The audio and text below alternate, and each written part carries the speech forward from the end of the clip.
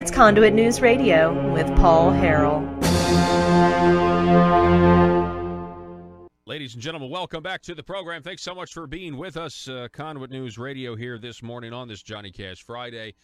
The phone number 870-275-9799, and we have with us in studio, we have State Representative Dan Sullivan is here. Dan, welcome back to the program, Good sir. morning, Paul. Glad to be back. I think this is the first time I've been back since I won my primary election. Yeah, that's right. That's right. I mean, and I think that was a certainly positive thing. And I mean, what is your feeling on how that primary went that you were victorious in? I think they made the right decision. And I really appreciate the support from your listeners, from people like the Patriots, from my motorcycle friends, and everybody that got to the polls and voted. Yeah. So I really appreciate that, and look forward to serving another term. Speaking of terms, let's talk about terms. Let's talk about, what do you think? What do you think about Issue 3, which would cap term limits at 10 years? Well, I'm still haven't made my mind up, because I do agree that there should be some sort of cap on the number of years that a representative or senator can run. I think that's a good idea. I think the concept is good. But right now, I'm against, and I think the 10-year cap in there is a bad idea. You know, what that would do, if you have and there are many House members who serve in the House and then move to the Senate. And I think one of the best reasons to have those people doing that is institutional knowledge is critical. You know, you wouldn't find a business that would promote somebody to leadership in 3 or 4 or 5 or 6 years. It takes that long to learn how things work. Nor would you kick your leadership out of business every 10 years and turn that over. So in principle, I know this is different because it's legislature and you do want protections there. So I think the caps are good. But again, the 10 years is too short. You take a House member that serves for 6 years, does a good job, the people like them. If they decide to run in the Senate, which many do, then they would be limited to just 1 term in the Senate. And if you ran in an election, that would be used against you. You know, why would you want to elect someone just for 1 4-year term? And that's a valid point. So I think, the old term limits, I think, was pretty good.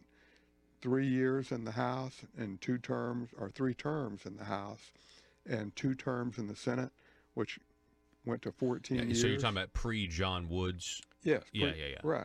Yeah, and I think that was a pretty good limit and addressed many of the points that are being made. But again, I think the 10 years is just a poor selection. You have to also consider that every 10 years we redraw our districts and set new boundaries out there. The census, yeah. We do the census, right? Yeah. And and in fact, what the Senate does, when you enter the Senate during that census year, you draw for a 2-year term or a 4-year term. Yeah. So you're going to get people who are in the House 6 years, they run and win in the Senate, and then they draw a 2-year term. Wow, I hadn't thought about that. Yeah. I hadn't thought about it. So what State Representative Dan Sullivan just said here is in this scenario, you could have a state House member who serves 6 years in the House and would have 1 4-year term theoretically in the Senate if they ran and won. But on a census year, they might draw a 2-year term and be capped at 8 years instead of Correct. 10. That is interesting. And I want to be sure and verify that, but the people I've talked to, and when I look into it and the way I read it, that's the way I've read it. Now, if I'm wrong, I'll be willing to stand corrected on that. Yeah, definitely want to. That's interesting. I think that's a real detriment.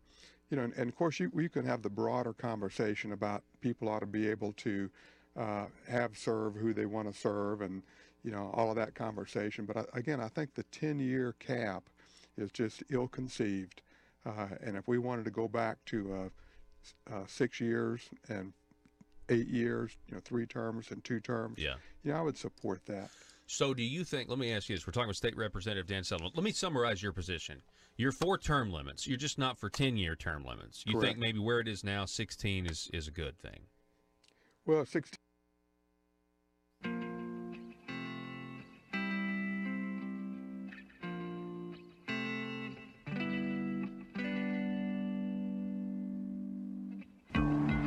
think it's time we ask ourselves if we still know the freedoms that were intended for us by the Founding Fathers. They seem to be in full-scale retreat from spending cuts and are talking about raising people's taxes again. And I have only one thing to say to the tax increasers. Go ahead, make my day. If we lose freedom here, there's no place to escape to. This is the last stand on earth. Those who would trade our freedom for security have embarked on this downward course. Whether we believe in our capacity for self-government or whether we abandon the American Revolution and confess that a little intellectual elite in a far distant capital can plan our lives for us better than we can plan them ourselves. Conduit News Radio with Paul Harrell is on now. All right, ladies and gentlemen, welcome to the program this morning. Thank you so much for being with us. My name is Paul. You have found the intersection of conservative ideas and reality. We are building a liberty machine, and we have a lot to get to today. I mean, there's a lot of news out there just in general in the 24-hour news cycle. You know, that's the way things are going now. Boy, I'm going to talk about this later in the program. Did you see where the governor, this just flashed up on my monitor here, because I know, Joe, you're looking at the stories we have. The governor missed the debate. You have the governor now, of course, he refused to debate Jan Morgan in the Republican Party primary, and now he won't even debate the Democrat and the Libertarian in the general election. That seems odd. Does that seem odd to anybody out there? I wonder why. I wonder why. I mean, I know from a party standpoint, you might say, well, I mean, you know, none of the other guys have a chance. I mean, you could make that argument. Why not debate and, go to the people with your ideas and stand on your record, right? Stand on your record. Should be a very easy thing to do. Maybe we're, worried that there might be some questions about this whole Teach for America thing. I saw where the governor, last week, he actually was trying to attack his opponent, Jared Henderson, on his, former employment with Teach for America. You had Rusty Cranford, the lobbyist, involved there with now indicted Senator Jeremy Hutchinson, and the governor doing some projection and deflection, saying that it was Jared that put taxpayer dollars at risk, $2 million of taxpayer dollars. $3 million actually was supposed to go to Jared Henderson, the Democrats' Teach for America outfit. And then all of a sudden it was, I guess, they only got about two-thirds of that, because eventually it was pulled, probably because they realized that this was, involving Milton Russell Rusty Cranford, who tried to have a guy murdered in New Jersey because he was going to testify against him. See, these are facts that people really don't want to be, the powers that be, they don't want you to be reminded of just how bad Arkansas politics has gotten. Interesting, though, when you really think about it, it was the governor that funded used his discretionary fund to fund Jared Henderson's Teach for America. It actually makes the two of them very similar. It's almost hard to find the differences between the two. I mean, you can find the differences, the low-hanging fruit differences of Republican policies versus Democrat policies. You can find those all day long. But it's interesting that when the governor awarded the money to Teach for America, he actually, stood on the stage with Jared Henderson like, they were friends, and here you go, here's the money. And again, this was the governor, his nephew's legislation, Jeremy Hutchinson, now indicted, the Jared Henderson, now the Democrat, and Rusty Cranford was the lobbyist involved in the middleman in the whole thing. It's pretty wild stuff, right? It's like a uniparty. Have you heard that phrase before? The Democrats and Republicans, they participate in this kabuki theater and make people think and that they're actually different. And yet it's a uniparty. I mean, it's all the same in many regards. We'll talk. I'm going to talk more about that in a minute because there's some real carefully crafted language there. But really, also, the governor missing this debate is strange. I mean, just in the context of, open. And I mean, we used to have people who wanted to debate anybody, anytime, any place, anywhere, Lincoln Douglas style, open forum. And now that's not the case. We have people that. We have our own leaders that saying, "Well, I don't want to debate. I don't." And maybe it's because they don't need to. Okay. What other reason is it then? Obviously, the governor thinks that if he debates, he's got more to lose than to gain. So just don't debate at all, because you never know. There could be a gaffe. Probably would be. There probably would be a gaffe, don't you think, Joe? Anyway, I think that's odd. You don't debate Jan Morgan. Now you don't even debate the Democrat, the Libertarian. You just don't even debate. Don't debate in the primary, and then don't debate in the general. It's just odd. I guess our leading story today is going to be this Breitbart article about how Chinese officials are burning Bibles. They're closing churches in a crackdown on Christianity. This is real-world stuff here. Of course, Arkansas's economic policy in the past has been to want to do business with these people. Specifically, I mean, we're not even talking about trade here. Specifically, when I say Arkansas wants to do business with the communist Chinese, destroyer of churches, now they're burning Bibles and everything else. I mean, it has been Asa Hutchinson's chief economic recruitment tactic, his multiple trips to China, trying to give away taxpayer money, trying to entice local communities and local counties to give away their potential tax revenue on vast amounts of land in order to use, in order to get the Chinese companies to come here and hopefully some point in the next 100 years create 25, 30, 40 jobs. And obviously I'm exaggerating there because that's what it always feels like to me when you look at these incentive packages. They're very quick, as I've said multiple times, to give the publicity to the politician promising the jobs, the company who's getting the corporate welfare. But if it never really works out, there's not much follow-up or education of the public by the press saying, wow, the politician got all of this good publicity, but there was never any materialization or what am I trying to say, substance. The results, the reality never actually happened the way they said it was going to.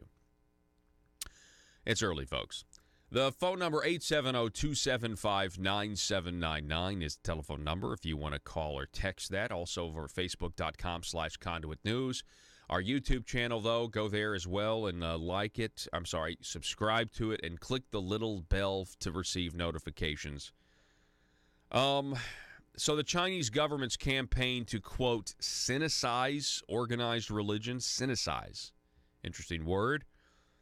They want to make religion completely subordinate to the Communist Party. Stop. Why? Why do they want to do this? Well, in a totalitarian state where your rights come from man, they get very offended when any portion of their population starts to believe in a power that is higher than man. When you start to believe in a power that is bigger than man, it's intimidating to societies that maintain their way of life based on the illusion that they are the distributor of rights. And that's why, for example, here in America, when Lois Lerner was prosecuting or, let's say, discriminating against Tea Party groups who were trying to become nonprofit organizations, the IRS questionnaire and the applications, the follow-ups, where you mentioned that you open your meetings in prayer. What's the content of your prayer? See, only these totalitarian freaks, only people like this are the ones that want to know what you pray when you pray, and it's because they find your faith disturbing. Darth Vader said, "I find your lack of faith disturbing."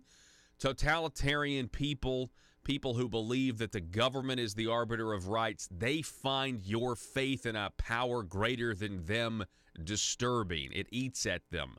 It's like, just it's like sinking into quicksand slowly. You know what I mean?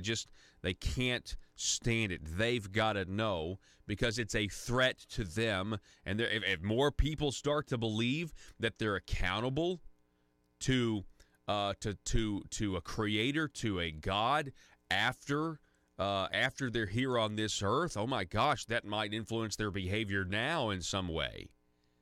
And that might mean that they want to not do what the state says if it's contrary to the morality that we find in the concept of a perfect, holy God. Anyway, I just had to stop and make that theological point there, and really it's also a commentary on what our tendencies are as fallen human beings left to our own devices. This Breitbart article goes on. John Hayward writes that religious freedom activists call it the worst crackdown on Christianity since religious freedom was nominally granted by the 1982 Chinese Constitution. A Fox News report on Monday linked the crackdown with Communist Party leader Xi Jinping. I never pronounce his name right. His ascension to dictatorial power. Jinping here, folks, is, I've been told by people who follow Chinese politics very closely, people who would know, he is the most like Mao since Mao. Let's see. So he has this dictatorial power now, no term limits for him, the fulfillment of worst-case fears expressed by underground Christian leaders when Beijing began using government-controlled churches to co-opt the religion. I want to stop here and pause. I want to show you a tweet from Lieutenant Governor Tim Griffin, and I want to come back to the rest. Lieutenant Governor Tim Griffin tweeted this yesterday: China burning Bibles. Continued religious persecution in China, especially of Christians, is outrageous and unacceptable. We must take a stand against China's actions and pray for those facing persecution.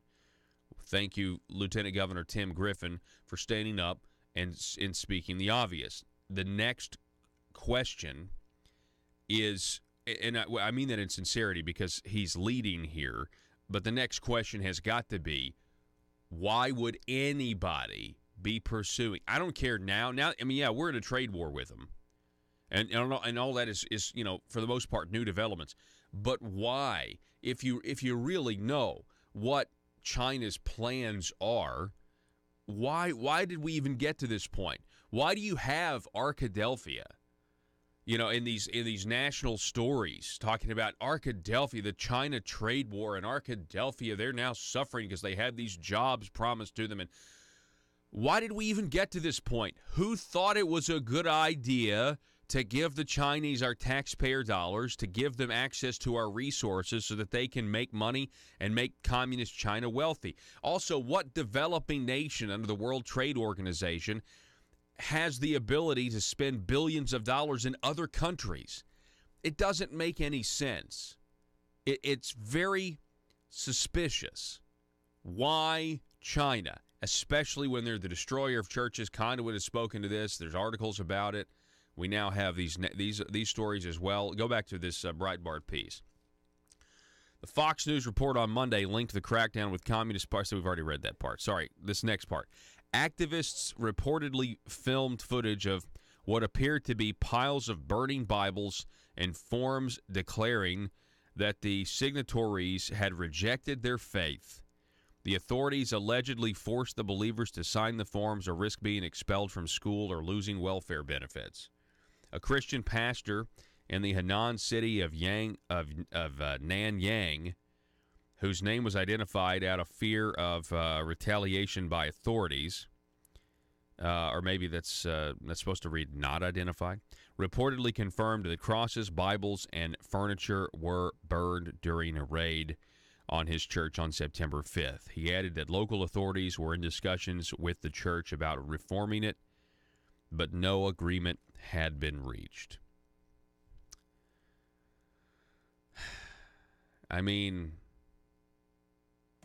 there are those on this planet that think that whatever government is in power, whoever has the largest standing army, is God. You know, we like to think that we're somehow different than we used to be, or somehow more civilized. It seems to me there's a lot of knowledge that we've actually lost, or that we're failing to remember now. All kinds of official forces, from public security, armed police units, high-ranking officers, or low-ranking ones, from the levels of province, county, and village, all came out to threaten, to detain, to tear down, and to seal house, churches, doors, and to hit, break, and rob. You know, it's a good thing that a church isn't a building, though. Church is not a building. All kinds of means to repeat what happened during the Cultural Revolution. What they did was totally not based on the law, and it was improper and unreasonable. They acted in direct opposition to righteous and moral principles. My heart is aching, and I am sad. I'm crying out loud. What I cannot figure out day and night is this: do these governing authorities really want to have the war be interior and exterior, to fight the exterior trade war with the USA and to fight the interior war with vulnerable and kind Christians? What are they thinking about? What is their purpose? Again, this is more quotes from the Fox News article. The international community should be alarmed and outraged for this blatant violation of the freedom of religion and belief. Anyway, folks, this is it's just bad, you know? I mean, it's an understatement, but I'm going to keep making this comparison. Why would we do business why would we give Arkansas taxpayer dollars to communist Chinese companies? Why?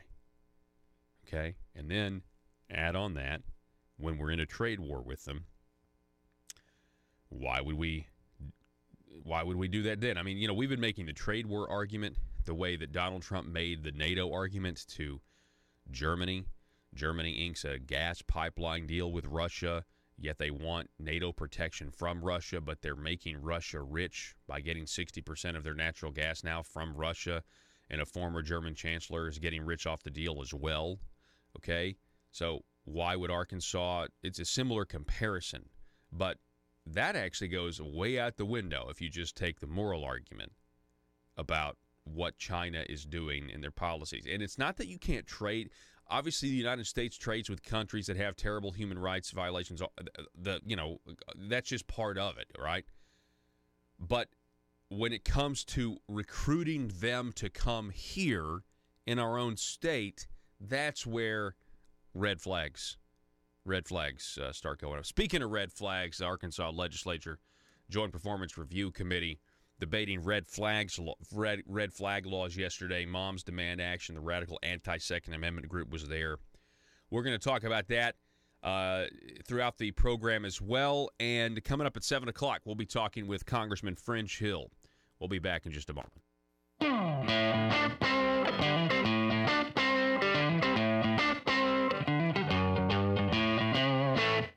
Or 14. Okay, yeah.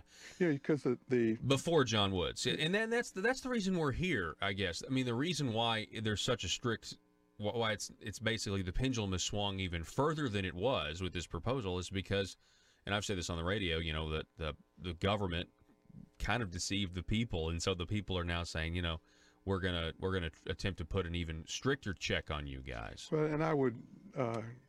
Since you have the sign up right behind you that says "attack problems, not people," he's a convicted. Well, I'm not going to attack you in your comment. Oh, I see. No, I'll attack John Woods though because he's a convicted felon and he's the reason we're in this situation. But I don't believe it was government that did that. You know, the people voted for that, and people, if they were fooled, they have to own that. You can't. I think it's not as a legislator, I can't say, well, golly gee, I was fooled. I have to own if I made a poor decision and I voted for something, and I have, that I didn't know enough about. Do you need conservative legislation killed? Or do you need policies enacted that ensure government growth? Then you need to get Nephewed. Hi, I'm nephew number 1 of uncle, nephew, and nephew, attorneys at law. I'm not a lawyer, but I am a senator. And I'm nephew number 2, and I am a lawyer and also a senator. Are you the victim of a recent accident in which the voters in your community mistakenly elected a limited government conservative who is now actually implementing the ideas he or she campaigned on? That's right, nephew number 1. Don't be a victim of democratic elections any longer. At Uncle, Nephew, and Nephew, we are committed to killing limited government legislation and promoting bills that increase the size of government by using any tool at our disposal. Because sometimes the truth of the matter is, principles get in the way of pragmatism. Just listen to some of our great testimonials. Ever since I've been using the nephews, all my special interests have been served. As long as you make sure your contract says lobbying services are prohibited, then the legal services of uncle, nephew, and nephew are legal. Trust me, put the nephews on them. It came out of nowhere. I was blindsided last election cycle when my well-funded and paid-for politician lost to some grassroots limited government voters. But then I hired the nephews, and they killed all the conservative policies the voters wanted. I got nephewed. I got nephewed too, and so can you. Uncle, nephew, and nephew will accept compensation via campaign contributions. Put the nephews on them. PHP Parody.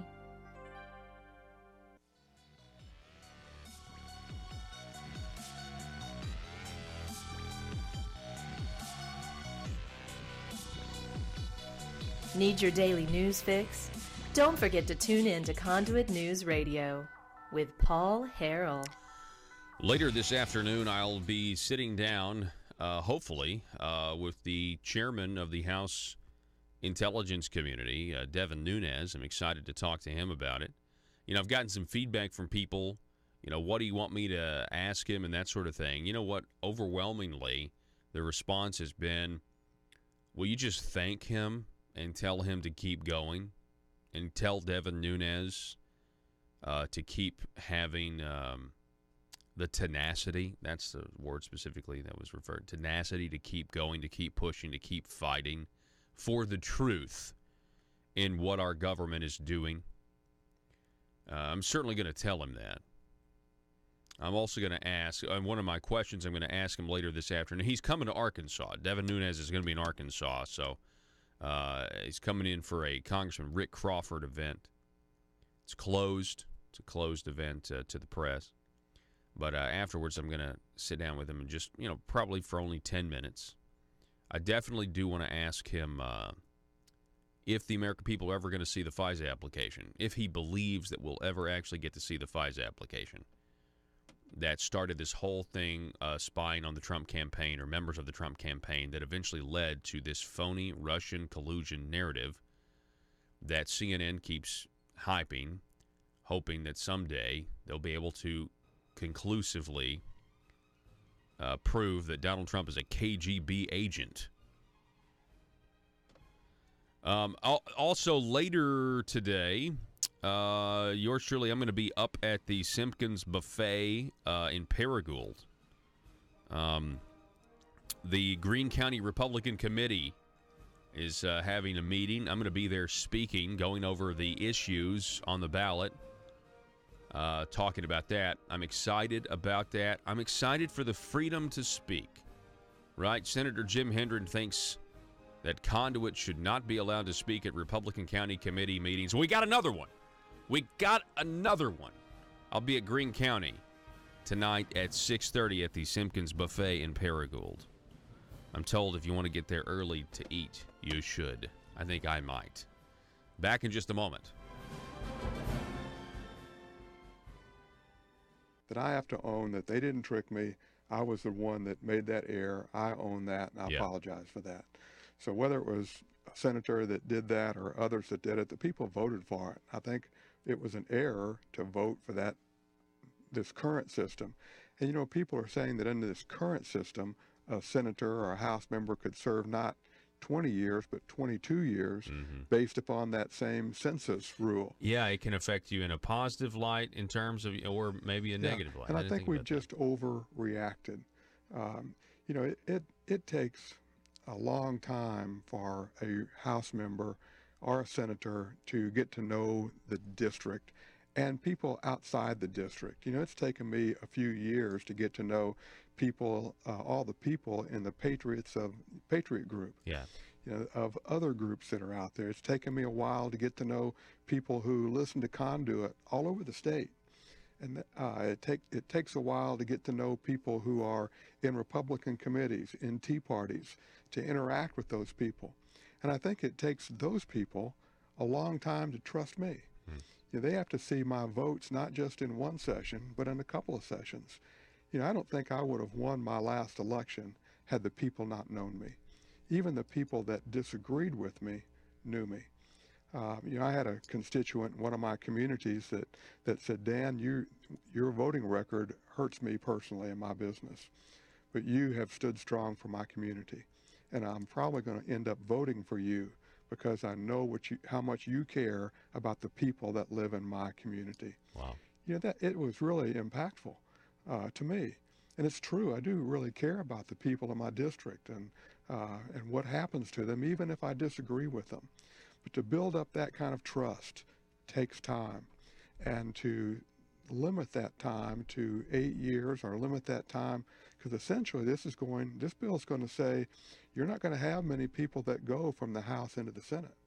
It just competitively, I did my 6 years and now I'm going to run for one House term and I've got to raise 100. One Senate term. One Senate term, I'm sorry. Yeah, thank you. I'm going to have to raise $150,000 and run for one term. If I'm donating to someone, why would I donate to someone who's limited to one term? Why wouldn't I find a candidate who I can keep in there for 2 terms, good or bad? Yeah. I think it's going to put a real burden on These finding people to make arguments. that move. Interesting arguments. We're talking with State Representative Dan Sullivan. Some of these arguments I haven't heard yet from the people who are not supportive of this issue 3, you know, to take the term limits from 16 down to 10 years. It certainly is very interesting. I will say this, though, okay, because I tend to support.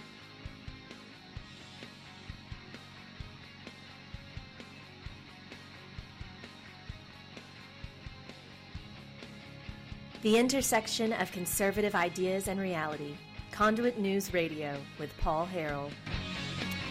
Of course, today is also September 11th, 2018. Mark 17 years since the Twin Towers in New York City fell. I mean, how the world is different. Remember, I mean, I can remember. I mean, I was certainly much younger than I am now, 17 years, but still, man, a lot has happened since then. The war on terror. You were in the 2nd grade, Joe. Really? Yeah. I think we talked about this last year. You know, how you have a very vague memory of what was going on that day. And so, I mean, what I remembered, I was in high school. I mean, I remember exactly what happened. So you have very little memory as a firm millennial. You have no memory. Well, I have a theory. So the reason why I don't have a good memory in general. If it's been more than a few years. Clearly, the Conduit Fraction quiz, when we do those recaps, I think you do pretty good on those, though. Yeah. I'm sorry. No, that was okay. just a contrived joke. Yeah. Well, I don't have good memory from when I was a little kid because nothing really interested me. Oh, yeah. Who does? Nothing really interested me a ton as a kid, so nothing was just like, this stands out. Yeah. So when I was in the 2nd grade, I had strep throat 7 times in a process of less than a year. So I missed a ton of second grade. Luckily, I went to a private school, so it was a lot easier to catch up on homework and stuff. White privilege over here. You know, so I was in one of two places. I was either at school, which would have been rare at that point, or I was passed out in my at my dad's work in the conference room, which is what I did whenever I was sick. I would go with my dad to work, and I would contaminate. Yeah, I'd bring a stack of VHSs. Yeah, that's such a dated statement. Okay. And I would go watch movies and stuff in the conference room and sleep for most of the day. And so 9/11 happened, and you were at your dad's. There's place. a good possibility of that. Okay. There's a very high possibility of that. I was, I was in a class. Somebody ran in and said that, and I've said this before, but I mean, this is how we didn't take it seriously at first because. I mean, I didn't know a lot, but I knew that the Pentagon and the World Trade Centers were in two separate locations. And so when somebody ran in and said that the World Trade Center had fallen on the Pentagon, we just kind of laughed. It didn't really come from a credible source in any way, if memory serves. So, but then, of course, you get to the next class, and everybody's looking at the television, and it's just... It's just nuts, and so I can't remember if that happened first, or I definitely remember seeing the second tower go down in real time, and that was just to realize, wow, I just on television just watched a lot of people die. That was a crazy occurrence. So I remember where I was, and. Of course, what's happened since then. I mean, as a liberty-minded person, there's no question that since 2001, September 11, 2001, that the concept of the Fourth Amendment has certainly been weakened when you look at the surveillance capabilities and the surveillance state that we have. In the name of national security, right? I mean, a lot of people see the left used to be vastly outraged. Remember the Patriot Act? They were so outraged by that under George W. Bush, but not as outraged by it. Well, now we got our guy in there. Now we got Obama in there. The world is in only 17 years. The world is different. You know what else is crazy about this being? You know what else was nuts about September 11th, 2001? Is that 7 years later, the bigoted, racist United States of America, elected a guy to be president named Barack Hussein Obama.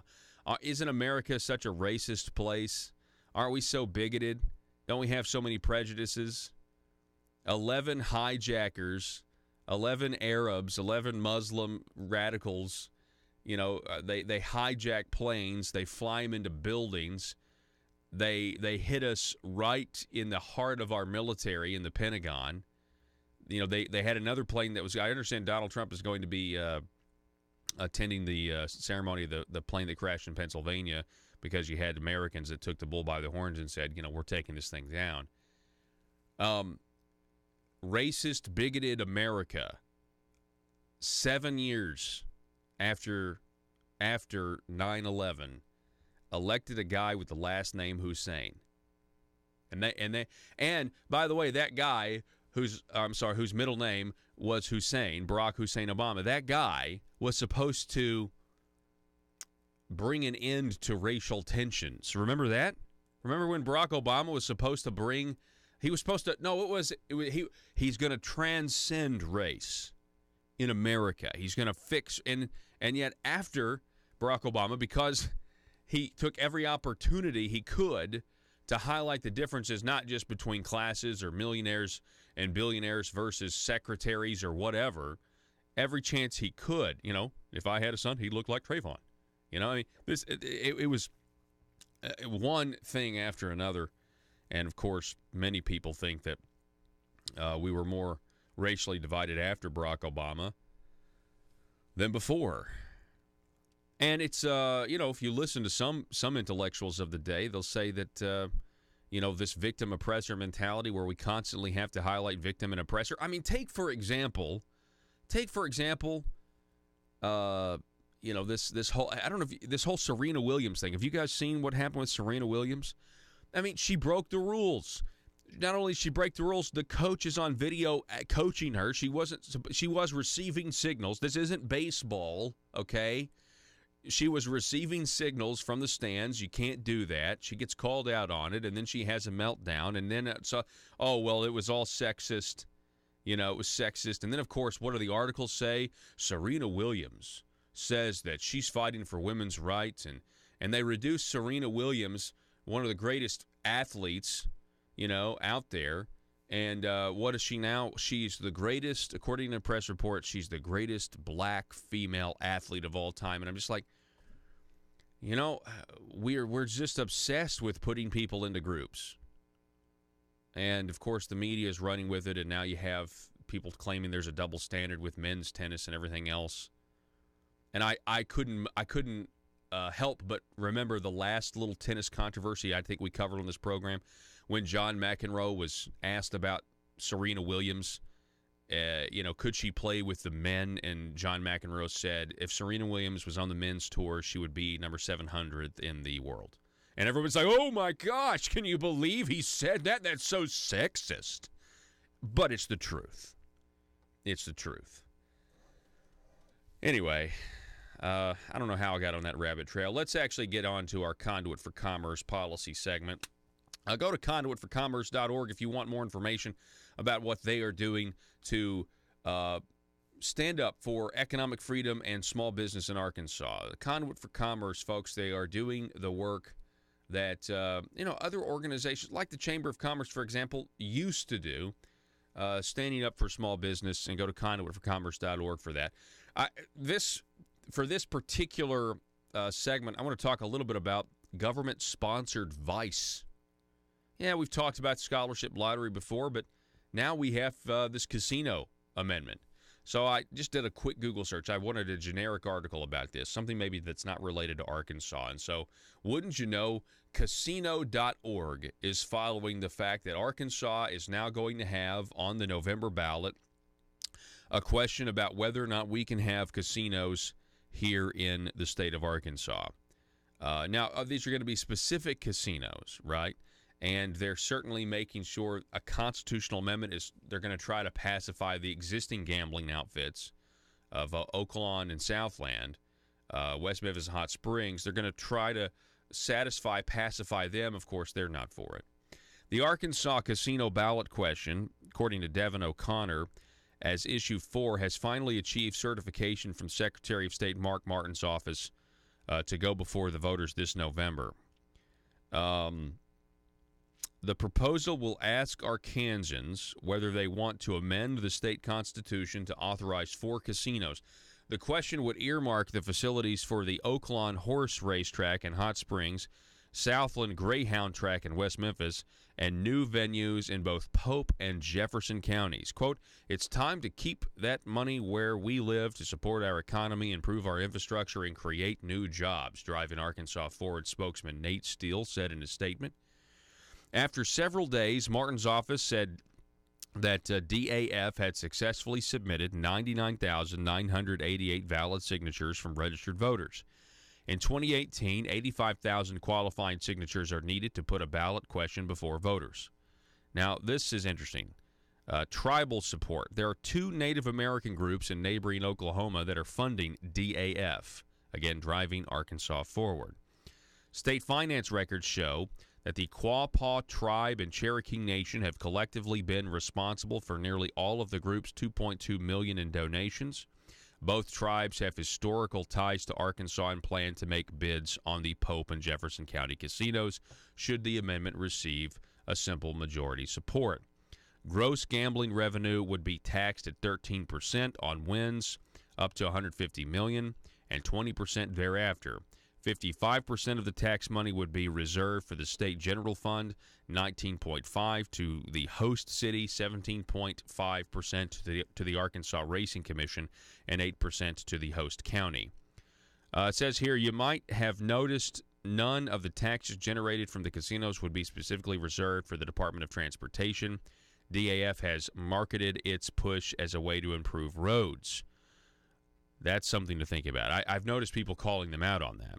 One commercial voiceover tells viewers, "We can all agree that Arkansas roads are in trouble. Issue 4 will expand Arkansas gaming and tourism, generating more than $120 million in tax revenue per year." By the way, I'll refer you back to other articles on this where nobody can. It's crazy to me. You have nobody that can settle on a number.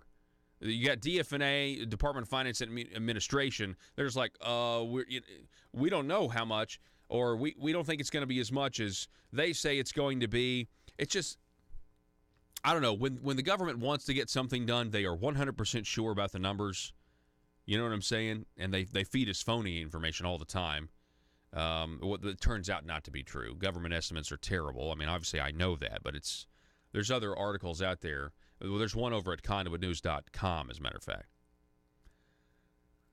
So one commercial voiceover tells viewers, "We can all agree that Arkansas roads are in trouble. Issue 4 will expand Arkansas gaming and tourism, generating more than $120 million in tax revenue per year.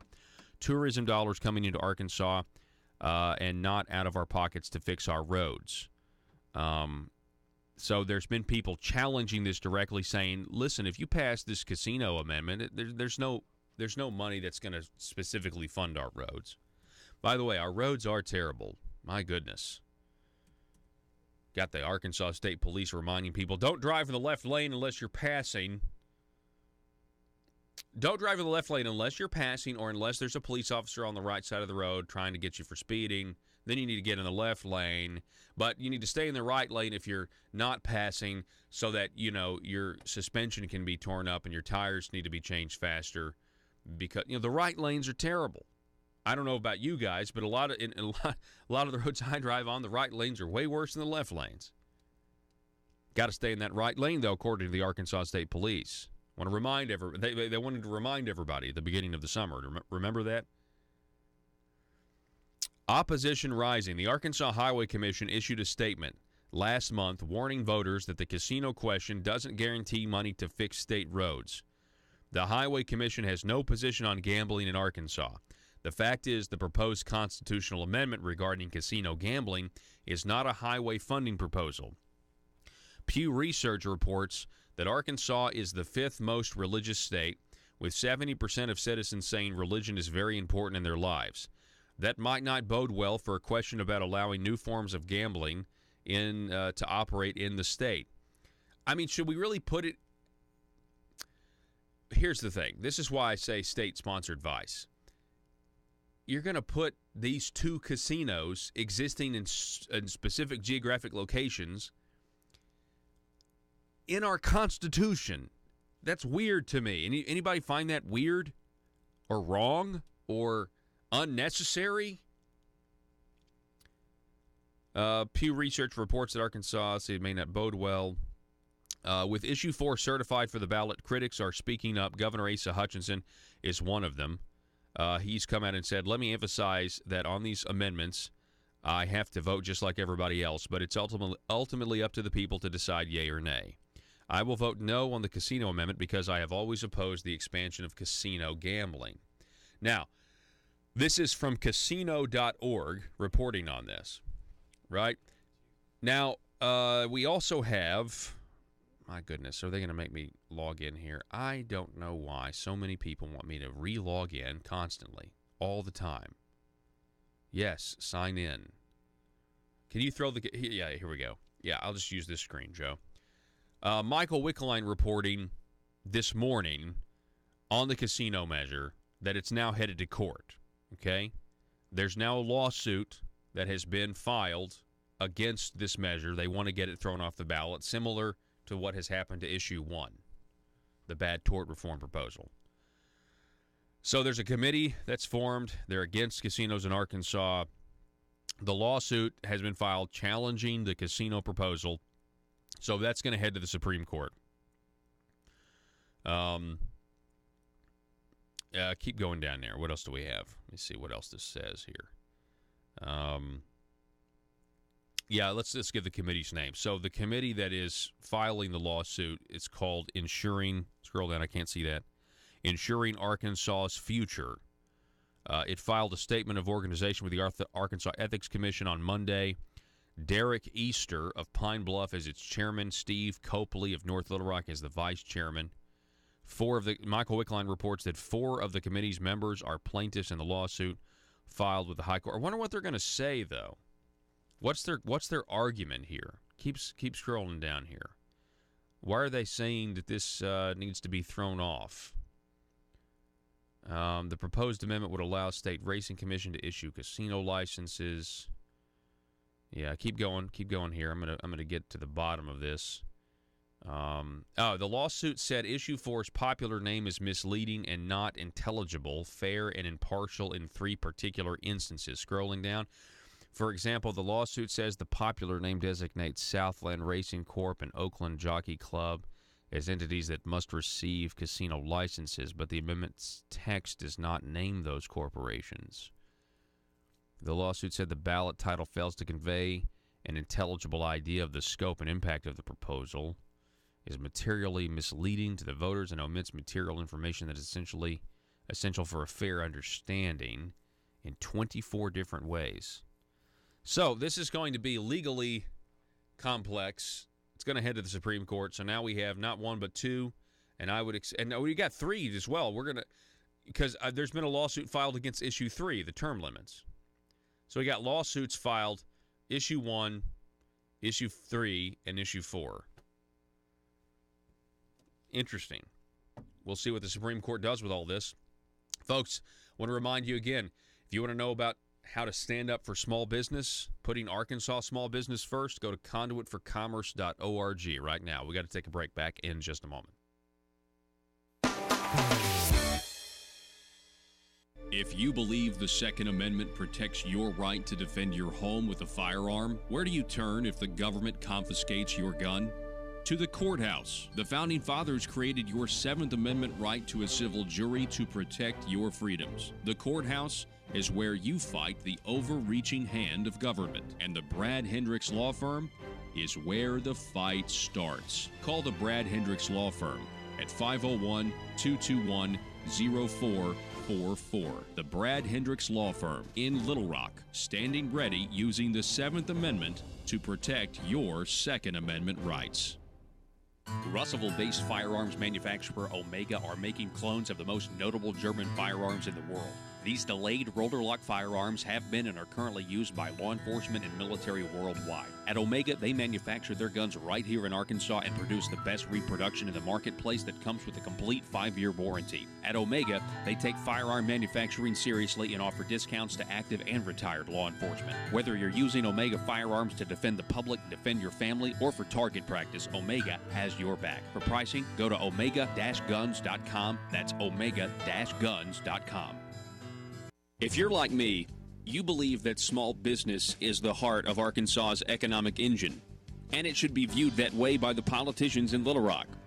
Conduit for Commerce also believes, like you and I believe, policies that achieve less regulation and lower taxation help small business in Arkansas thrive. Other policies like small, constitutionally consistent government and reducing citizen dependency on government keeps it from growing and expanding its influence on our daily lives. Conduit for Commerce works every day to educate the general public and legislators on these important priorities in the name of Arkansas small business. By the way, contributions to Conduit for Commerce are tax deductible. Log on now to conduitforcommerce.org and click on Contact Us on the right side of the page. That's conduitforcommerce.org. Go there now and learn the facts on protecting small business in Arkansas.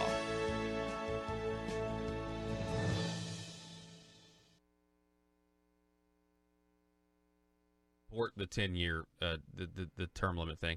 A lot of the people out there who are not for this, I have seen on social media, they are really vocal about how this will empower bureaucrats and agency heads. And I've seen a lot of these people are politicians who are saying, listen, if we want to fight the agency heads, they, wield all of this power. we've got to have longer terms so we can deal with them. Whether this passes or whether it fails by the vote of the people, I would just encourage all politicians who right now are critical of agency heads outside the session to have that same criticism inside the session and have that same mistrust inside the session. Because I've heard from some who I would think maybe, I don't know, I think that would just be healthy to, okay, win, lose, or draw. Exposing the truth and everything the Marble Palace establishment keep trying to cover up. It's Conduit News Radio with Paul Harrell.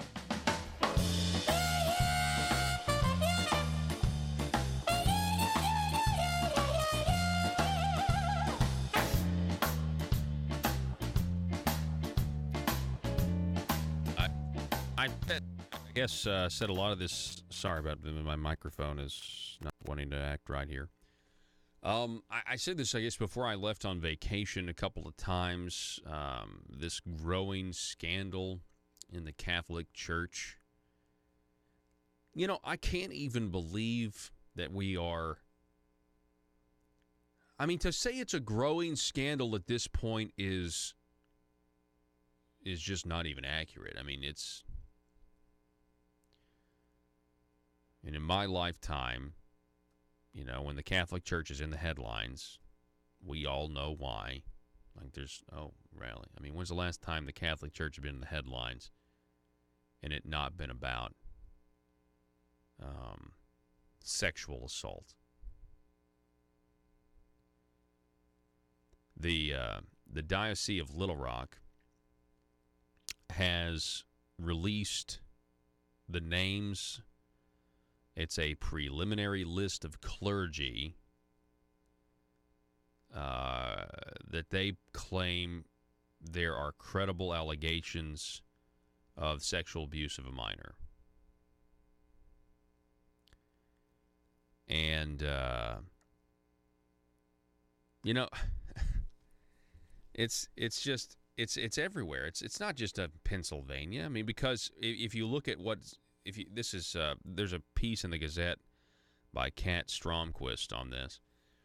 I mean, if you look at what they were doing with anytime there's a priest, from what I can tell, or a clergy that's got this allegation, they launder the priest. They ship him off somewhere. They launder the priest and they put him somewhere else. I mean, it's crazy. And we're talking about this investigation in Pennsylvania that has worldwide implications. And you look at the thousands of people, and you know, I think, what did they say? It was something like 2,000 people over several decades have been assaulted, molested. And you know it's more than that. I mean, you know it's got to be more than that, because you've got a lot of people that are never going to talk about what happened to them when it comes to this type of stuff. And the you're saying the cover-up is worse than the crime here. It doesn't even begin. It doesn't even begin to describe it. I mean, it really is. And I'm not really sure what is going to happen with all of this, but it's, it's just gut-wrenching. And, you know, I'm going to make this comparison because it's a really apt comparison, but if you go up to Ireland and you see what they did, they just voted to put abortion in their laws, basically repealing a law in Ireland that had been there for a long time, saying that abortion is wrong. And now abortion is legal in Ireland, and everybody celebrated. And you know what they said? They said it was a huge victory against the Catholic Church. Guess what? Nobody in Ireland listened to the Catholic Church. And the fact is, when you are an organization of any kind and you fail to meet standards and you don't admit that you failed to meet your standards, people no longer take you credible on other issues that they used to think you were credible on. And that's a lesson to any organization that fails or gets radically defensive and tries to cover up when they fail to meet their own proclaimed standards. Back in a minute. The news and talk of Northeast Arkansas. This is News Talk 101.3 FM and 1230 AM KBTM, Jonesboro, an EAB radio station. I think it's going to put a real burden on These are finding interesting people to make arguments. that move. Interesting arguments. We're talking with State Representative Dan Sullivan. Some of these arguments I haven't heard yet from the people who are not supportive of this issue 3, to take the term limits from 16 down to 10 years. It certainly is very interesting. I will say this, though, okay, because I tend to support the 10-year, the term limit thing. A lot of the people out there who are not for this, I have seen on social media, they are really, really vocal about how this will empower bureaucrats and agency heads. And I've seen a lot of these people are politicians who are saying, listen, if we want to fight the agency heads, they, wield all of this power. We've got to have longer terms so we can deal with them. Whether this passes or whether it fails by the vote of the people, I would just encourage all politicians who right now are critical of agency heads outside the session to have that same criticism inside the session and have that same mistrust inside the session. Because I've heard from some who I would think maybe, I don't know, I think that would just be healthy to, okay, win, lose, or draw. Like, we've got to really get these bureaucracies under control. Paul, I heard a really powerful person in the state who I asked why they didn't run for political office tell me, I would rather be a kingmaker than a king. And it's more important to powerful people to be the person behind the power than it is to be the person in so-called power. You talk a lot about legal graft. And if our battle is against legal graft, then we need to be really concerned about the kingmakers, not as well as the people who are the kings in the powerful positions. And I think if you want to be in legislative position, you want to be in the legislature, the easiest way, and people told me this when I got there, they said the easiest way to get into power and to stay in power is go along to get along. That's the easiest way to do it. And those people are very easy to recruit, and they're very easy to find. They just want to be in power. It's hard to find people who will stand up against the power. That's very difficult to do. It's far and few between. And when we find them, we need to support them. And I know Conduit and you support that also. But I just think those folks are hard to find. And I think the powerful are going to find it easy to recruit new legislators and to keep them in office. We're talking with State Representative Dan Sullivan. I really appreciate your thoughts on this. Although I may disagree, you can definitely make reasoned arguments on both sides of this issue. Can we talk just a little bit about issue 1? Can we shift gears here? Sure. We just have a little bit of time left. So, we're talking about issue 3 just now, the term limits. Issue 1 is the, quote, tort reform. It's kind of a divisive issue. You got some people that are saying... Kind of. So what are your thoughts on issue 1? Well, I've come out strongly supporting issue 1. Supporting issue 1? I'm sorry. Opposing I was issue 1. I Golly. Well, it's confusing. Well, it shouldn't be for me. Again, and if I'm confused, I own that. But I've come out opposed to issue 1. That was, again, one of the reasons I had an opponent. I had some of the big groups out there, the hospitals, nursing homes, and those kingmakers. The people who are the kingmakers are the ones who are supporting issue 1. Those of us who are on the other side of that, I think, are kind of the resistance movement. Mm-hmm. And I hope we can gain some strength in there. Again, I think similarly to issue 3, this is just a bad bill. Could we make some tort reform? Yes. Again, this tort reform combines, 3 or 4 different issues, and some of those I vehemently disagree with. Mm-hmm. Some of them I just think need some reworking. But you can't put all those issues together and have something that's good for the people. So again, just to shorten that up, I think the people that are supporting this are kind of the powerful and the kingmakers behind the others. Yeah. And I think it's just a bad bill at this time. Yeah. Well, State Representative Dan Sullivan, I appreciate you coming Glad on the to be here. program. Thank you, It's Paul. always great to have a Thank you. And civil, congenial conversation about the issues of the day. Amen. And listen, I appreciate your listeners and appreciate their support. Thank you very much. All righty, folks, it's Johnny Cash Friday. Back in just a moment.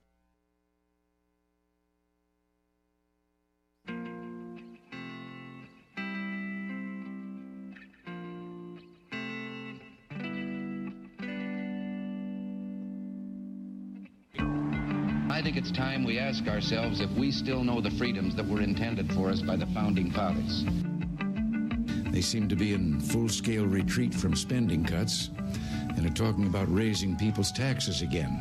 And I have only one thing to say to the tax increasers. Go ahead, make my day.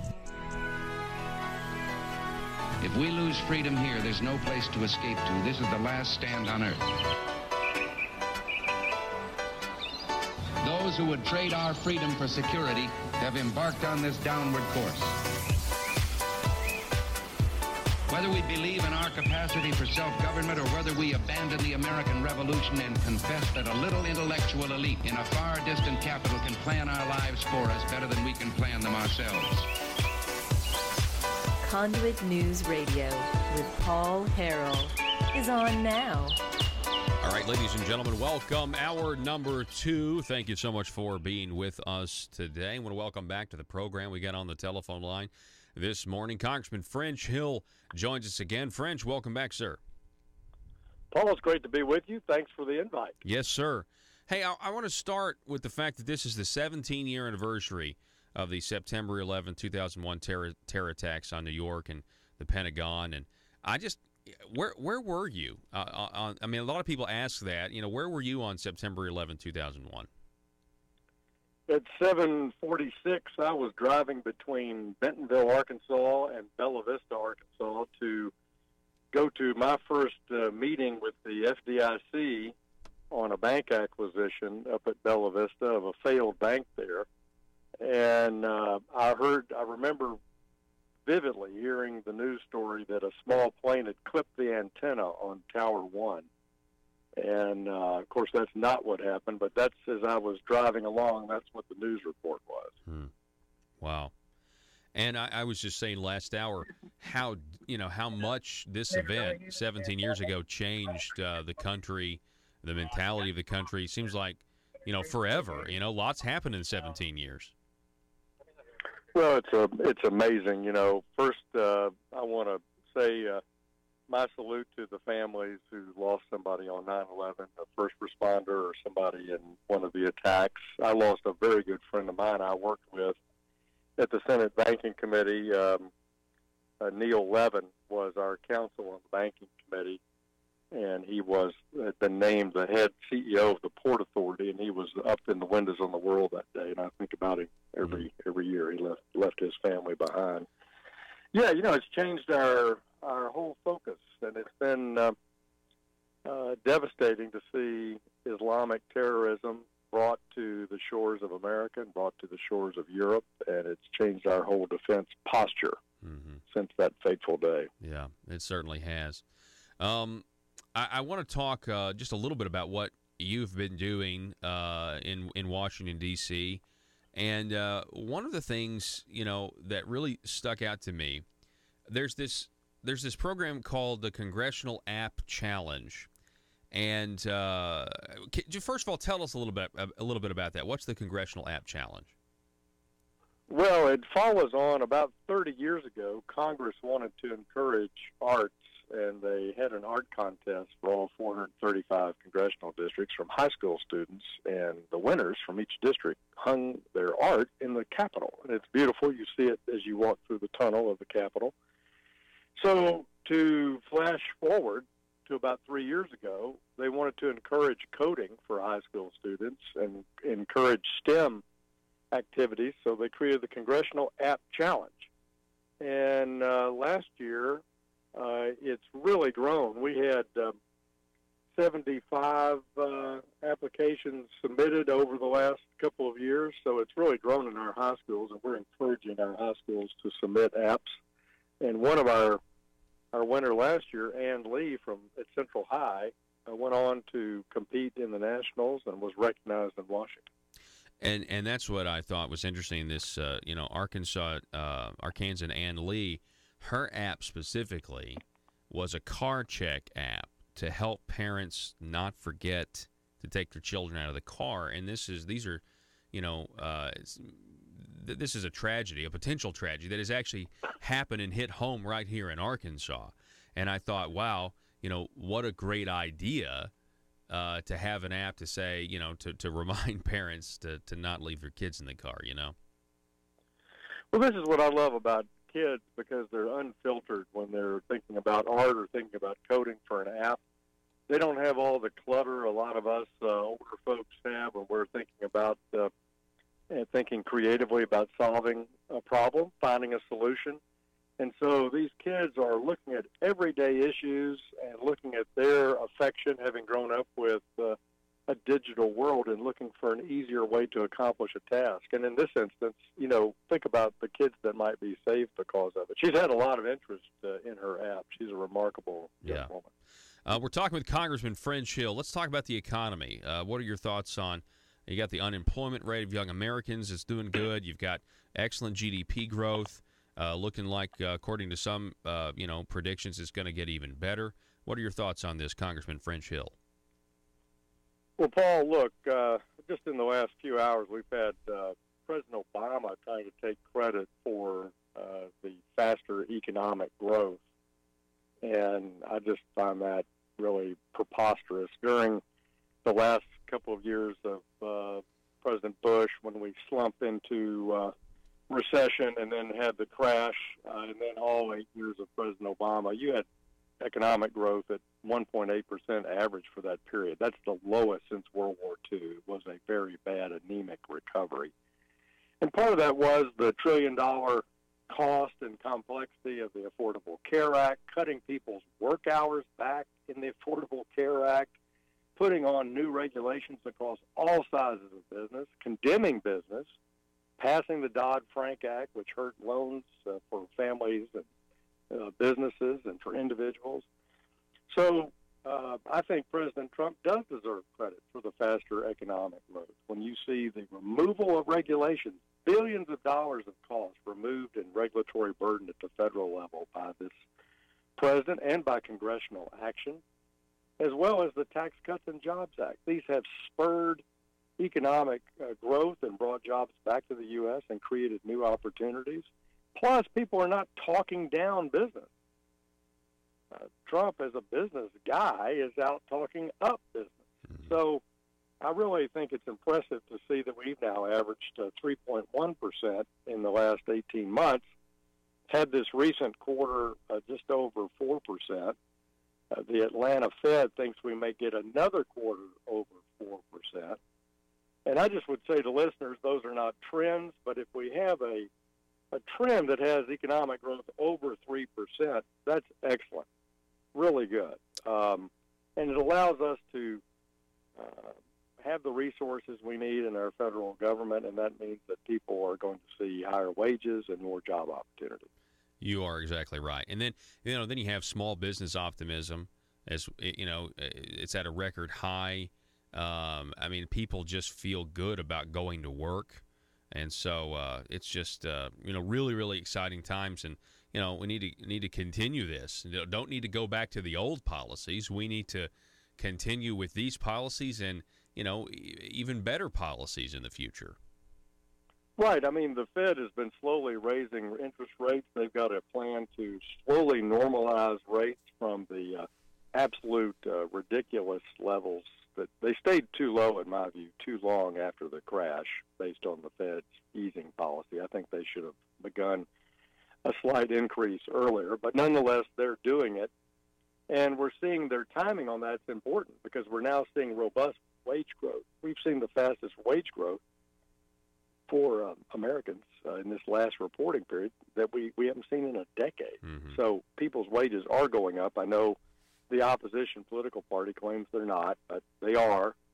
And so I think, again, that's because productivity is gaining. I heard somebody say, well, first of all, the Democrats want to undo the tax cut, the tax legislation from last year. But it's I heard, I can't remember who it was. It might have been a fellow talk radio host, but they were saying, the Democrats called the tax cut crumbs, but now they want their crumbs back. They want to undo what has been done here. Yeah, it's ridiculous. They have they have nothing to run on this fall, and all they're talking about doing is shutting down law enforcement on the border, having a $32 trillion Medicare for all program, raising taxes on business, taking the tax cuts away from families. I mean, it just is nonsensical, is my only response on that. Okay, so Congressman French Hill is with us. Tell me about the Golden Fleece Award. I understand your office gives out these Golden Fleece Awards. What are they? Well, I do it every month. I find someone out in the federal government that's misusing our taxpayer dollars and point it out. And the reason for pointing it out is to try to get policy to change. People go, well, why do you make fun of somebody who's done something dumb, spending a bunch of money incorrectly or making a mistake or even losing money? You should be stopping it. Well, part of stopping it in a legislative environment, in a big, complicated government, is to point it out and to get the IG and the General Accountability Office engaged in trying to correct the behavior and getting it changed in law.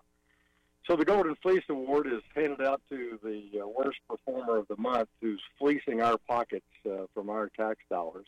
I was inspired by my old senator from Wisconsin, Bill Proxmire, back in the 70s and 80s, handed out the Golden Fleece when I was a young staffer on the banking committee back in 1983. I used to get a big laugh out of it every month. And so, by golly, I brought it back when I got elected. It's a great way to communicate poor decision-making. So this month's, I understand, was the Center for Medicare and Medicaid Services for making... Right, CMS. Yeah, go ahead. CMS is who is the federal Department over Human Services that oversees the Medicare and Medicaid services. So there's trillions of money flowing through that joint. And, back in 2014, I read an audit report that just was released a couple of months ago that says they spent $434 million to qualified health plan issuers that weren't eligible. And then they had another $500 million in improper financial assistance payments for enrollees without the right documentation. So there's $1 billion right there of mismanagement. Wow. And this is what they do every day. Paul, that's the issue. Look, this is their mission. This is their core job. And yes, there are millions of people that are receiving the benefits of Medicare for our elderly or Medicaid for our poor. That's true. And they're big programs. But this is their main core mission. To find that kind of oversight in 1 year is shocking when we have $20 trillion in debt. Yeah. That's it certainly is a true statement there. Well, Congressman French, I appreciate you so much. Paul, thanks for having me. Yes, sir, and you have a great day. Talk to you soon. All righty. Folks, I want to take a moment here and just, first of all, thank French Hill for coming on the program, but I want to lay on you my opinion of the importance of the election coming up. French Hill has a Democrat opponent in District 2. And he's a Democrat that will vote with Nancy Pelosi. He will vote to impeach Donald Trump. I'm just telling you, I don't care what is said. You have to. Did anybody hear what Maxine Waters had to say? Impeachment, impeachment, impeachment. Said she wakes up in the middle of the night fantasizing about getting Donald Trump. I mean, the Democrat Party is going to stop the Trump agenda any way they can, especially if they get the House of Representatives. It is very, very important, in my opinion, that French Hill, the Republican, goes back to Washington, D.C. to represent Arkansas District 2 because of what the Democrat Party is going to try to do to stop President Donald Trump's agenda. So just want to make sure that I share my opinion with you on that subject. Folks, this is Conduit News Radio. Got some great articles up if you haven't checked them out over at conduitnews.com. And by the way, real quick, one more plug here before we go to break. Where did it go? Oh, yeah, so I'm going to be, for those of you listening, out of Northeast Arkansas on our great affiliate KBTM. If you guys are listening and want to come to the the Greene County Republican Committee meeting, I'll be speaking there. Conduit will be speaking there tonight at 6:30 at the Simpkins Buffet in Paragould. I'd love to see you there, meet you. We're going to be talking about the issues on the ballot. We're going to go down the list and tell you about them. Got good material we're going to hand out. And, you know, there are some members of the Republican Party that don't want me or other people affiliated with Conduit to speak at county committees. They're trying to censor us. I mean, I'm talking about, obviously, Senator Jim Hendren. He went to the Benton County Republican Party a couple of weeks ago, compared Conduit to terrorists. And he said that we don't need to be allowed to speak at committees. It needs to stop. But anyway, so I'm really thrilled to be able to go to the Greene County Republican Committee meeting tonight at 6:30 at the Simpkins Buffet in Paragould. We got to take a break. Back in just a moment. We were training Afghani nationals that we were training who would put on the uniform of the coalition, who would take our supplies and our food and our training and then walk in with a suicide bomb or walk in and start shooting our own guys. And I think you all know who I'm talking about. I'm not going to be shy. It's Conduit. It's Conduit News Radio with Paul Harrell. 870-275-9799, and we have with us in studio, we have State Representative Dan Sullivan is here. Dan, welcome back to the program, Good sir. morning, Paul. Glad to be back. I think this is the first time I've been back since I won my primary election. Yeah, that's right. That's right. I mean, and I think that was a certainly positive thing. And I mean, what is your feeling on how that primary went that you were victorious in? I think they made the right decision. And I really appreciate the support from your listeners.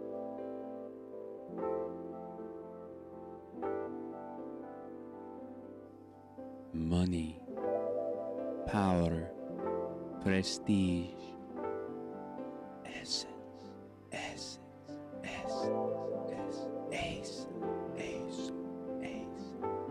Available now from aristocrats serving Arkansas. From the Nata Rhino collection. The fragrance of backroom deals. Nepotism. The aroma of higher taxes. Subliminal deception. Deep state. Ace. Made right here in Arkansas by a taxpayer-funded Chinese factory.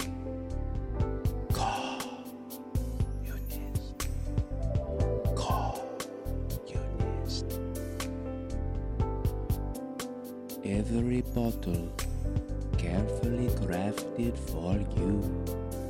Gender neutral. Nothing says aristocrat like Essence of Bureaucrat. Essence of Bureaucrat by Asa. Available now in the Marble Palace gift shop. Paul Harrell parody.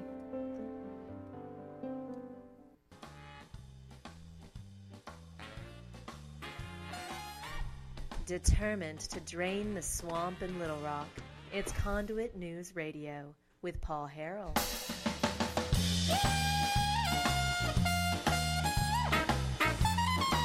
Oh, my goodness.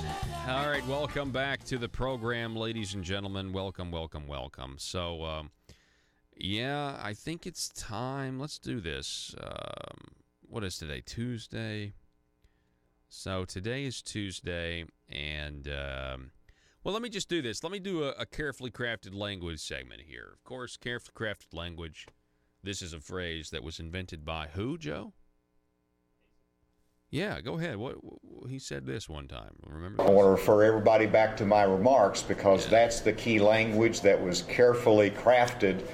Yeah, so this is a carefully crafted language segment. Going to look at this article here talking about ethics.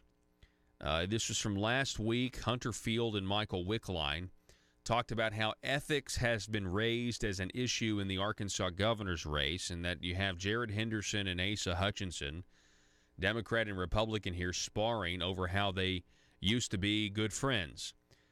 Now that's that's how I would editorialize it. They used to like to receive and give each other money, taxpayer money. You see, Democrat Jared Henderson used to work for this group, Teach for America, and Teach for America wanted Milton Rusty Russell Cranford wanted him to broker a deal with the governor's nephew, Jeremy Hutchinson, to sponsor legislation. This all happened to give Teach for America $3 million that the governor later appropriated to Teach for America. And so now the governor and Jared Henderson are arguing over how they used to be friends. And there's a lot of projection and deflection going along, a lot of carefully crafted language, if you will. You ready for it? Here it is. According to the Arkansas Democrat Gazette, quote, Mr. Henderson, this is from Asa, Mr. Henderson certainly needs to answer for the role that he played in hiring a lobbyist that's being convicted, meaning Rusty Cranford, as he represented Teach for America that put in jeopardy, really, $3 million in taxpayer money. Carefully crafted language here. Now, you gotta listen through the noise. What's the carefully crafted language? It was Asa that put the money at risk because it was Asa that actually gave him the money. Let's go to these. Here's a flashback article, just so you know. Go to the Arkansas Times article. First of all, headline, Lobbyists' plea deal says GIF funds were steered to Teach for America by senator accused of taking bribes. In this story, it references another Arkansas Times story. Go to the next one, Joe. Headline, Governor announces $3 million for Teach for America plus $3 million from private Little Rock donors. And this is a Arkansas Times article back from Benjamin Hardy on January 27th at a press conference today, January 27th, 2016. At a press conference today, Governor Asa Hutchinson announced he will allocate $3 million of his discretionary funds to Teach for America over the next 3 years. That sum will pay for 150 new TFA teachers to be assigned to school districts. Okay? Now, if you go back to the other article, okay, this was all made – go ahead, Joe. Go back to the other article. This was made possible, okay, because you have State Senator Jeremy Hutchinson, who filed Senate Bill 62 of 2015 for the benefit of Entity H, which is described as an out-of-state nonprofit corporation, which was Teach for America. SB 62 of 2015 was sponsored by Jeremy Hutchinson. And, of course, they use Milty Cranford. Let's just start calling him Milty Cranford. And anyway, my point is this was all one big, giant, happy family. One big, happy jailbird family, to quote from Back to the Future Part 2. Right? I mean, come on. And now we have articles where the governor is trying to separate himself. I don't even. It's projection and deflection. You project the very thing you're guilty of in order to deflect it from coming back on you. Again, what this is really about is you have a Republican governor who is a part of the uniparty system, where you can't really tell the difference between the parties. You have Jared Henderson, who appears as a Democrat to also be a part of the Uniparty, and they're now really just arguing back and forth over how they used to do business together and be friends, using government to fund whatever Jeremy Hutchinson, the governor's nephew, wanted them to fund at the time. And it's all messy, and it's all it's all, I mean, just this is what makes people very cynical about politics, wouldn't you say? Folks, we got more. The Joint Performance Review Committee talked about red flag laws yesterday at the Marble Palace and an assault weapons ban. We were training Afghani nationals that we were training who would put on the uniform of the coalition, who would take our supplies and our food and our training and then walk in with a suicide bomb or walk in and start shooting our own guys. And I think you all know who I'm talking about. I'm not going to be shy. It's Conduit. It's Conduit News Radio with Paul Harrell. From people like the Patriots, from my motorcycle friends, and everybody that got to the polls and voted. Yeah. So I really appreciate that, and look forward to serving another term. Speaking of terms, let's talk about terms. Let's talk about, what do you think? What do you think about Issue 3, which would cap term limits at 10 years? Well, I'm still haven't made my mind up, because I do agree that there should be some sort of cap on the number of years that a representative or senator can run. I think that's a good idea. I think the concept is good. But right now, I'm against, and I think the 10-year cap in there is a bad idea. What that would do, if you have and there are many House members who serve in the House and then move to the Senate. And I think one of the best reasons to have those people doing that is institutional knowledge is critical. You wouldn't find a business that would promote somebody to leadership in 3 or 4 or 5 or 6 years. It takes that long to learn how things work. Nor would you kick your leadership out of business every 10 years and turn that over. So in principle, I know this is different because it's legislature and you do want protections there. So I think the caps are good. But again, the 10 years is too short. You take a House member that serves for 6 years, does a good job, the people like them. If they decide to run in the Senate, which many do, then they would be limited to just one term in the Senate. And if you ran in an election, that would be used against you. Why would you want to elect someone just for one 4-year term? And that's a valid point. So I think, the old term limits, I think, was pretty good. 3 years in the House and 2 terms, or 3 terms in the House and 2 terms in the Senate, which went to 14 years. So you're talking about pre-John Woods? Yes. Yeah. Right. Yeah, and I think that was a pretty good limit and addressed many of the points that are being made. But again, I think the 10 years is just a poor selection. You have to also consider that every 10 years we redraw our districts and set new boundaries out there. The census, yeah. We do the census, right? Yeah. And and in fact, what the Senate does,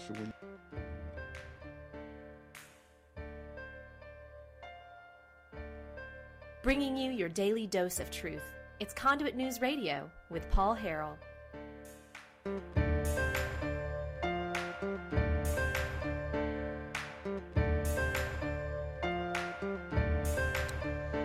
All right, here we go. Wow, this is interesting, right? I mean, it is a tangled web. People on Facebook sounding off. It certainly is a tangled web that we weave when it comes to. Let me refresh this again. I'm telling you, I'm getting so sick and tired of having to re-sign into this stuff. All right. So, on Facebook, when I was on vacation, I noticed that there was a little bit of an uproar about the fact that the Joint Performance Review Committee, which is chaired by Senator Missy Irvin, was going to allow a debate over red flag laws and an assault weapons ban. Now, yeah, it's strange because you have a Republican supermajority down at the Marble Palace. Why do they want to hear about red flag laws? Why do they want to hear about assault weapon bans, that sort of thing? Listen to this. Let's show this up here. Here's our good friend and patriot, Mr. Tim Loggins, on Facebook back on September the 8th. He tags a lot of people in this, a lot of politicians. He writes, I told you guys that red flag legislation had already been written. Even worse, they also have an assault weapons ban draft written as well. This is Arkansas. This direct attack on our rights must not stand. We have a Republican-controlled House, Senate, and governor. The normal order is being violated to sneak this bullcorn through. The judiciary is where gun legislation is supposed to originate, not joint performance review. To all my friends, call your legislators, call the governor's office. We are on the verge of becoming California. If you want to lose your guns, do nothing. It's that simple. This was a great thread. Scrolling down, I want you to read this comment that I found here. Listen to this. David writes, I think this legislation is just their distraction, so that when other infringements are adopted, they can say, but we stopped really bad legislation, so don't complain, except no infringement. A bait and switch. Meaning, let's let the Democrats bring up their red flag laws that violate your rights. Let's let the Democrats bring up the assault weapons bans that violate your rights. And then these uniparty Republicans will come back with the solution, a more moderate approach that really does what they set out to do in the first place, which was infringe on your rights, but not as much. Think enhanced carry all over again. This is what they're trying to do. We have heard from Republicans on Facebook that a red flag law is inevitable, so we might as well let Republicans write it so it will be it won't infringe on our rights as much. It's preposterous. It's ludicrous. It's these people. Well, let me just say this. There was a lot of Second Amendment supporters that supported the anti-establishment candidate Jan Morgan and other anti-establishment candidate for governor or for Senate or for House Rep or whatever. And the establishment now wants to punish those of you who believe in the natural right of human self-defense. And they're coming for they want retribution, they want revenge. That's what I see in this. Let's go to what happened yesterday. Oh, by the way, do we have another Facebook post? Yeah. So yesterday they had this little meeting, and State Representative Brant Smith said that he's prepared to hear opinions on school safety, red flag draft, and assault weapons ban. He was checking in here. Scroll down, and I want you to see what he said, his reaction to this. Listen to what State Representative Brant Smith said about the presentation yesterday from the radical group Moms Demand Action. Quote, one of the weakest presentations I have ever heard. Too general, no solid facts based on statistical evidence. If I were grading this presentation, it deserves an F. Presenters Joseph Gianetto, Associate Regional Director, Southern Region, Everytown for Gun Safety. School safety is an important issue. Do your homework before presenting in front of Joint Performance Review. Good for State Representative Brant Smith. Also, they were very critical. According to this Gazette article, you have Senators Terry Rice, Alan Clark, as well as Trent Garner, who appeared to be very skeptical about this. But listen to this headline. Go to this headline, Joe. State panel takes up gun control proposals. Republicans give red flag bill a close look. Buying age limit gets little attention. Now, when I read this article this morning, I'm telling you right now, I immediately thought that this was all a ruse to allow the uniparty Republicans to come back with a solution that isn't as bad as the Democrats. But it's still terrible. I mean, it's still a violation of rights, but it's still going to be what the establishment uniparty types want to happen. Republicans in the legislature appeared more amenable Monday to legislation allowing for the temporary judicial confiscation of guns. I mean, that's the opening sentence. That's the opening sentence to John Moritz's article here. Think about that for a second. When Republicans ran for office in Arkansas, did you ever think, I mean, when they won these massive majorities, do you ever think you'd hear that? You ever think you hear that at a Senator Missy Irvin's committee of the Joint Performance Review? The opening sentence is that Republicans appeared more amenable to legislation allowing the temporary judicial confiscation of guns. Something tells me they didn't campaign on red flag laws. You ever hear a Republican campaign on red flag laws in Arkansas? I haven't ever heard that. Apparently, that's why we went to vote, right? So now listen to what they said. That this stance reflects a similar openness to so-called red flag laws as that of Governor Hutchinson. Of course, Asa said he was open to red flag laws a couple of weeks ago, and now Senator Missy Irvin, the chair of Joint Performance Review, approves hearing legislation on red flag laws. Huh. Now, if you read into this, it was a pair of bills. They want to say they want to raise the age, the minimum age, to purchase what they call an assault weapon to 21. Right, which is just essentially turns out just to be semi-automatic weapons would be assault weapons. Right. Okay.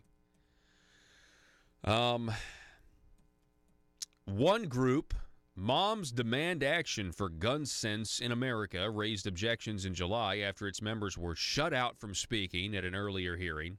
Now, there was some debate as to whether or not they should have been shut out from speaking.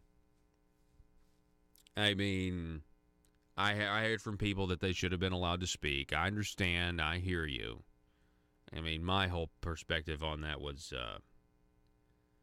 I don't know. I could see, I just thought, I mean, really, this is Arkansas, and Moms Demand Action. Of course, the governor takes pictures with Moms Demand Action.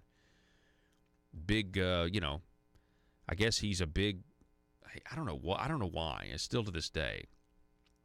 The co-chairman of that committee, Missy Irvin, said she had scheduled Monday's meeting to allow input from the group as well as the legislative sponsors of gun control legislation, State Representative Greg Leding, a Democrat of Fayetteville, and State Senator Will Bond of Little Rock. They're both Democrats, and they are the ones spearheading this movement. Eve Jorgensen. Eve Jorgensen is the head of Moms Demand Action here in the state of Arkansas. And let's see here. She goes down.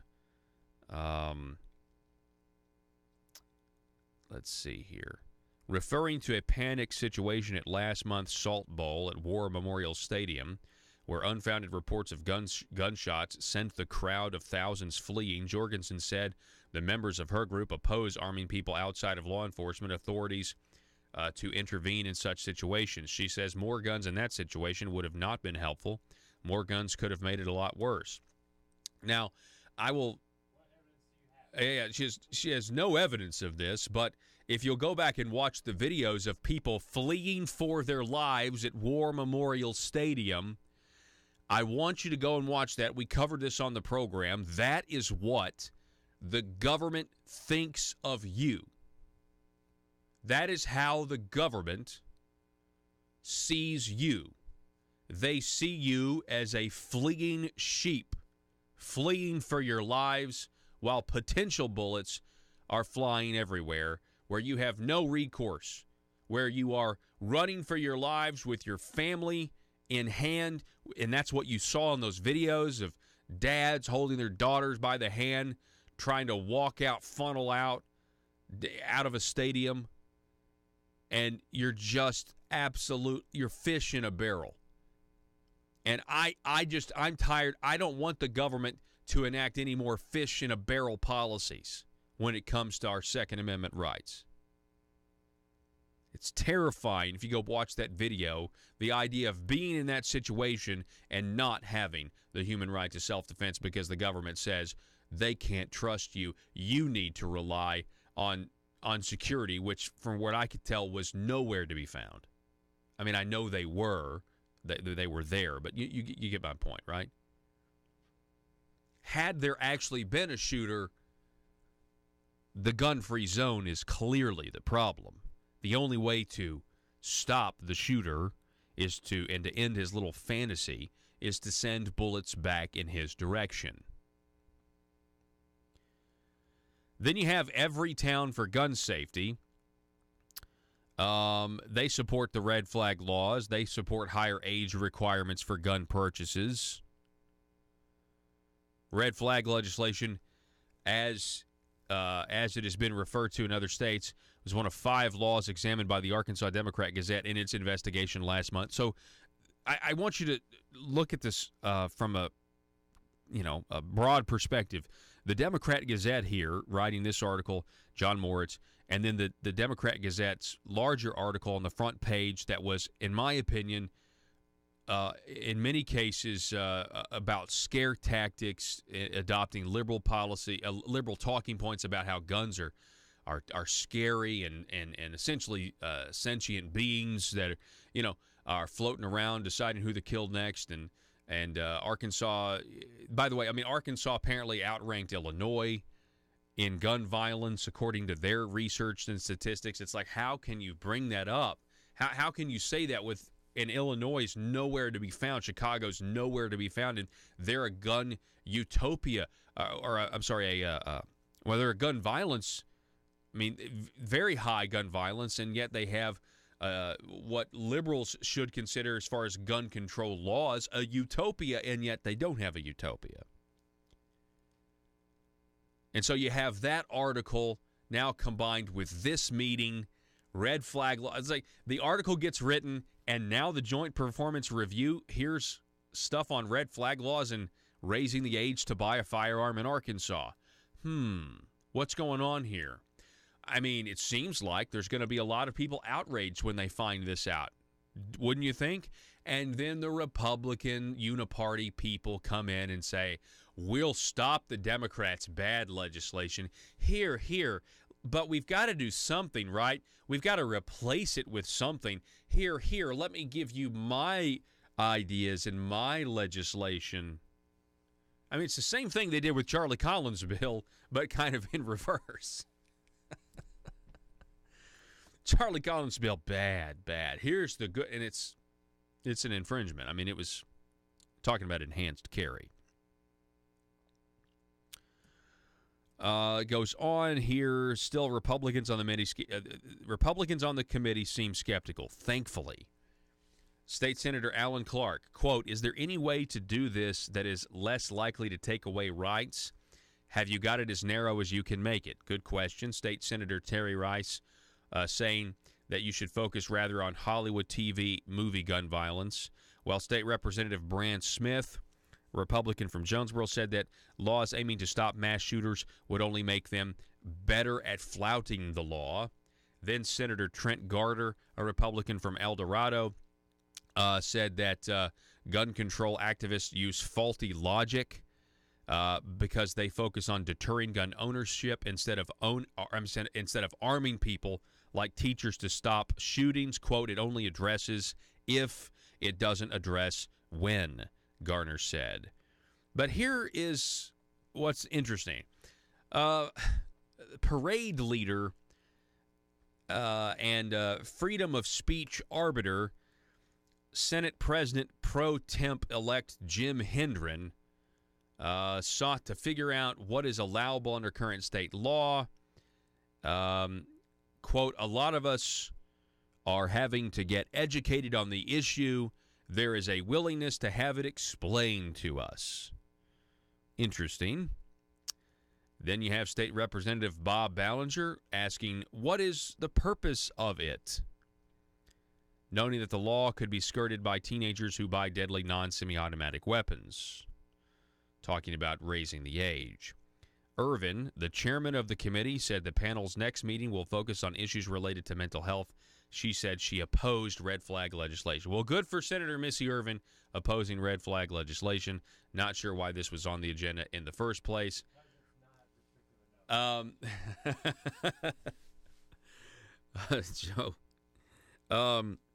I listen. I'm telling you right now, if you believe, or if you like your Second Amendment, if you like the status of your gun rights in Arkansas, which essentially possession of a firearm has been decriminalized, if you like that, we have to be very, very careful. And we need to have all of our defenses up come January, because they're going to try, in all probability, to gut Act 746, which is decriminalize the possession of a firearm, both concealed and open. And it looks like they're going to try, I guess just from liberal credit, they're going to try to enact red flag legislation. And maybe, and listen, this is how they operate. They operate by legislative sleight of hand. Let's make people really upset about what might happen and then back it off a little bit. And then people say, quit complaining. We defeated the Democrats' bad legislation. And now we're coming back with our Republican version of red flag laws, a Republican version of gun confiscation. It's the Republican version of raising the age of, or whatever. I mean, I don't put anything past these people. This is how they operate. As proponents of the Second Amendment and considering the decriminalization of owning a firearm in Arkansas at this point, according to the statute, our stance must be no infringements whatsoever. Leave us alone. Leave the people alone. Leave our rights alone. And we may have to organize. We may have to hold rallies, and certainly, I don't know, who knows, maybe even phone bank our legislators, just say, leave the Second Amendment alone. Leave the status of Arkansas gun laws in Arkansas now alone. I don't care that the Attorney General said that it's unclear. Fact is, it's not unclear. We've had this law now since 2013. You're now 6-0. People try to charge you with a gun crime, and prosecutors are not pursuing charges. And if they do take you to court, you win because the law says what it says. Anyway, the Republican trifecta. It's going to be really interesting. You hear the uniparty Republicans. The uniparty, they say, long time ago here in Arkansas. You know what the uniparty said? They said, we only disagree on this one issue. We're Republicans and we're conservatives, but we just think socialized medicine under Obamacare can be made better in Arkansas if we just adopt what Obamacare is. Just trust us. We just disagree on this one issue. Well, last session, then they disagreed. Seems like the same people disagreed on taxes. They wanted to try to raise your taxes. They successfully did raise your taxes in some instances. And then we had the whole Second Amendment enhanced carry debacle. That happened. If you believe the Second Amendment protects your right to defend your home with a firearm, where do you turn if the government confiscates your gun? To the courthouse. The Founding Fathers created your Seventh Amendment right to a civil jury to protect your freedoms. The courthouse is where you fight the overreaching hand of government. And the Brad Hendricks Law Firm is where the fight starts. Call the Brad Hendricks Law Firm at 501-221-0455. 844. The Brad Hendricks Law Firm in Little Rock, standing ready using the 7th Amendment to protect your Second Amendment rights. Russellville-based firearms manufacturer Omega are making clones of the most notable German firearms in the world. These delayed roller-lock firearms have been and are currently used by law enforcement and military worldwide. At Omega, they manufacture their guns right here in Arkansas and produce the best reproduction in the marketplace that comes with a complete 5-year warranty. At Omega, they take firearm manufacturing seriously and offer discounts to active and retired law enforcement. Whether you're using Omega firearms to defend the public, defend your family, or for target practice, Omega has your back. For pricing, go to omega-guns.com. That's omega-guns.com. If you're like me, you believe that small business is the heart of Arkansas's economic engine, and it should be viewed that way by the politicians in Little Rock. Conduit for Commerce also believes, like you and I believe, policies that achieve less regulation and lower taxation help small business in Arkansas thrive. Other policies like small, constitutionally consistent government and reducing citizen dependency on government keeps it from growing and expanding its influence on our daily lives. Conduit for Commerce works every day to educate the general public and legislators on these important priorities in the name of Arkansas small business. By the way, contributions to Conduit for Commerce are tax deductible. Log on now to conduitforcommerce.org and click on Contact Us on the right side of the page. That's conduitforcommerce.org. Go there now and learn the facts on protecting small business in Arkansas.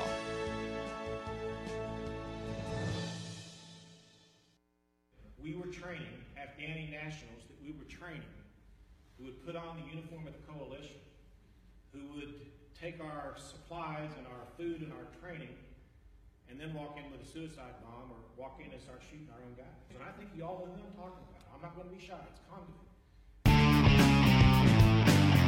It's Conduit News Radio with Paul Harrell. You enter the Senate during that census year, you draw for a 2-year term or a 4-year term. Yeah. So you're going to get people who are in the House 6 years, they run and win in the Senate, and then they draw a 2-year term. Wow, I hadn't thought about that. Yeah, I hadn't thought about it. So what State Representative Dan Sullivan just said here is in this scenario, you could have a state House member who serves 6 years in the House and would have 1 4-year term theoretically in the Senate. Conduit News Radio with Paul Harrell is building a liberty machine. Find out more at conduitnews.com.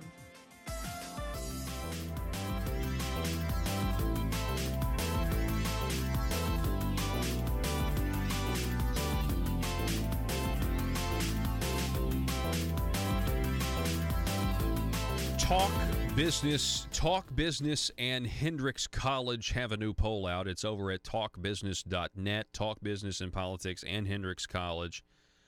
14 hours ago, they do samples of the congressional races.